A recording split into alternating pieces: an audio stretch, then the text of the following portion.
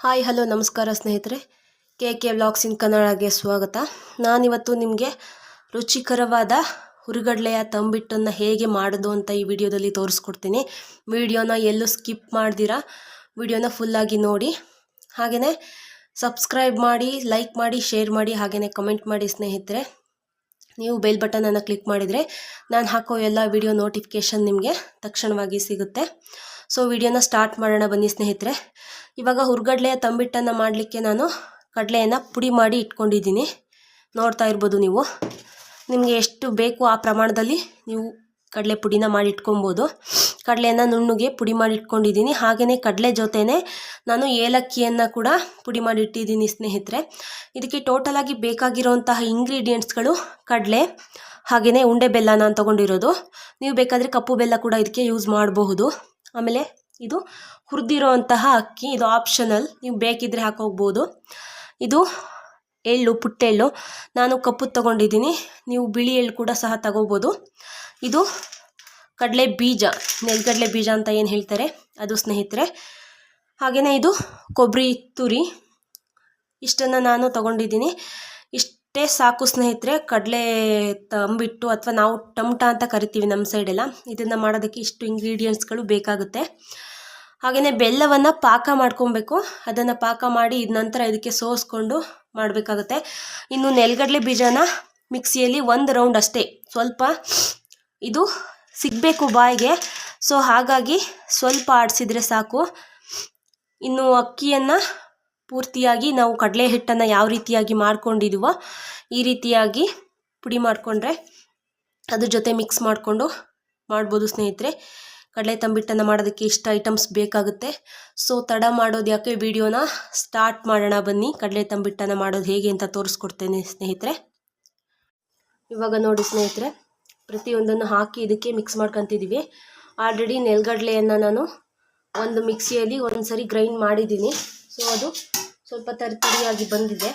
ಹಾಗೆಯೇ ನಾವೇನು ಎಳ್ಳನ್ನು ಹುರಿದಿಟ್ಕೊಂಡಿದ್ವಿ ಅದನ್ನು ಕೂಡ ಹಾಕಿ ಅಕ್ಕಿಯನ್ನು ಕೂಡ ಗ್ರೈಂಡ್ ಮಾಡಿ, ಅದು ಅಕ್ಕಿ ಸೇಮ್ ಯಾವ ಥರ ಕಡಲೆಯನ್ನು ಪುಡಿ ಮಾಡಿರ್ತೀವೋ ಅದೇ ರೀತಿ ಪುಡಿ ಆಗಬೇಕು. ನೆಲಗಡಲೆ ಬೀಜ ಮಾತ್ರ ಸ್ವಲ್ಪ ತರಿತರಿಯಾಗಿ ಪುಡಿ ಮಾಡ್ಕೊಳ್ಳಿ. ಹಾಗೆಯೇ ಇದಕ್ಕೆ ಇನ್ನೊಂದು ಕೊಬ್ಬರಿಯನ್ನು ಹಾಕಿದರೆ ನೀಟಾಗಿ ಒಂದ್ಸರಿ ಮಿಕ್ಸ್ ಮಾಡಿ, ಆನಂತರ ಬೆಲ್ಲದ ಪಾಕ ಬಿಸಿ ಇರುವಾಗಲೇ ಹಾಕಿ ಅದನ್ನು ನಾವು ಉಂಡೆಗಳನ್ನು ಮಾಡಬೇಕಾಗುತ್ತೆ ಸ್ನೇಹಿತರೆ. ಕೊಬ್ಬರಿಯನ್ನು ನಿಮಗೆ ಜಾಸ್ತಿ ಬೇಕು ಅಂದರೆ ಜಾಸ್ತಿ ಕ್ವಾಂಟಿಟಿಲಿ ತೊಗೊಳ್ಳಿ. ಸೊ ನಾವು ಸ್ವಲ್ಪ ಜಾಸ್ತಿನೇ ತೊಗೊಂಡಿದ್ದೀವಿ. ನೆಕ್ಸ್ಟು ಇದನ್ನೆಲ್ಲ ನೀಟಾಗಿ ಒಂದ್ಸರಿ ಮಿಕ್ಸ್ ಮಾಡಿ ಆನಂತರ ನಾವು ಬೆಲ್ಲದ ಪಾಕನ ಹಾಕಿ ಉಂಡೆಗಳನ್ನು ಮಾಡೋಣ ಸ್ನೇಹಿತರೆ. ಸೊ ನೋಡ್ತಾ ಇರ್ಬೋದು ಸ್ನೇಹಿತರೆ, ಆಲ್ರೆಡಿ ಪಾಕ ರೆಡಿಯಾಗಿದೆ. ಸೊ ಇದು ಒಂದು ಎಳೆ ಪಾಕ ಬಂದಿದೆ, ಒಂದು ಎಳೆ ಪಾಕ ಬರಬೇಕು ನಾವು ಕಡಲೆ ತಂಬಿಟ್ಟನ್ನು ಮಾಡೋದಕ್ಕೆ. ನಿಮಗೆ ಕಾಣಿಸ್ತಾ ಇರ್ಬೋದು ಒಂದೇ ಎಳೆ ಇದಾಗ್ತಿರೋದು ಇದು. ಇನ್ನೂ ನಿಮಗೆ ಗೊತ್ತಾಗಲಿಲ್ಲ ಅಂದರೆ ಸ್ವಲ್ಪ ಪಾಕನ ತಗೊಂಡು ಈ ರೀತಿಯಾಗಿ ಟೆಸ್ಟ್ ಮಾಡಿ ನೋಡ್ಬೋದು. ನಿಮಗೆ ಕಾಣಿಸ್ತಿದೆ, ಕ್ಲಿಯರಾಗಿ ಕಾಣಿಸ್ತಾ ಇದೆ ಸ್ನೇಹಿತರೆ, ಒಂದೇ ಎಳೆ ಬರ್ತಿದೆ ಇದರಲ್ಲಿ. ಸೊ ಹೀಗಿದ್ರೆ ಪಾಕ ಪರ್ಫೆಕ್ಟ್ ಆಗಿದೆ ಅಂತ. ಸೊ ಇವಾಗ ನಾವು ಕಡಲೆ ಹಿಟ್ಟಿಗೆ ಪುಡಿಗೆ ಸ್ವಲ್ಪ ಸ್ವಲ್ಪನೇ ಪಾಕವನ್ನು ಹಾಕ್ಕೊಂಡು ಉಂಡೆಗಳನ್ನು ರೆಡಿ ಮಾಡಿ ಇಟ್ಕೊಳ್ಳೋಣ.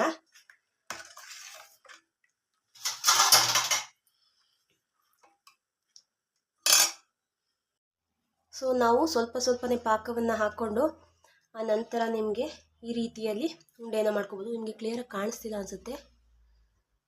ಸೊ ಇವಾಗ ಕಾಣಿಸ್ತಿದೆ.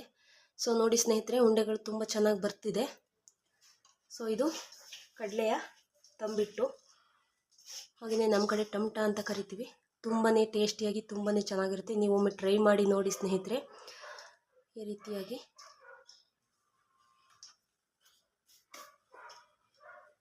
ನೋಡಿದ್ರಲ್ವ ಸ್ನೇಹಿತರೆ, ಕಡಲೆಯ ತಂಬಿಟ್ಟು ಅಥವಾ ಟಮಟವನ್ನು ಹೇಗೆ ಮಾಡೋದು ಅಂತ. ಸೊ ನಾವು ಅದನ್ನು ಮಾಡಿ ರೆಡಿ ಮಾಡಿ ನಿಮಗೆ ವಿಡಿಯೋಗೆ ತೋರಿಸೋದಕ್ಕೆ ಇಟ್ಟಿದ್ದೀನಿ. ಸೊ ಇದೇ ರೀತಿಯಾಗಿ ನೀವು ಮಾಡ್ಕೊಳ್ಳಿ. ಅಕ್ಕಿ ಆಪ್ಷನಲ್ಲು, ಬೇಕಾದರೆ ಹಾಕೋಬೋದು. ಅಕ್ಕಿ ಹಾಕಿದರೆ ಇನ್ನೂ ಟೇಸ್ಟ್ ತುಂಬ ಚೆನ್ನಾಗಾಗುತ್ತೆ.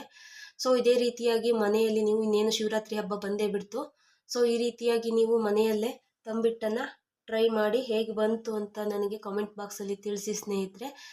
ಇದೇ ರೀತಿ ವಿಡಿಯೋನ ನೋಡ್ತಾ ಇರಿ, ಸಪೋರ್ಟ್ ಮಾಡ್ತಾ ಇರಿ, ಲೈಕ್ ಮಾಡಿ, ಶೇರ್ ಮಾಡಿ, ಹಾಗೆಯೇ ಕಮೆಂಟ್ ಮಾಡಿ ಸ್ನೇಹಿತರೆ.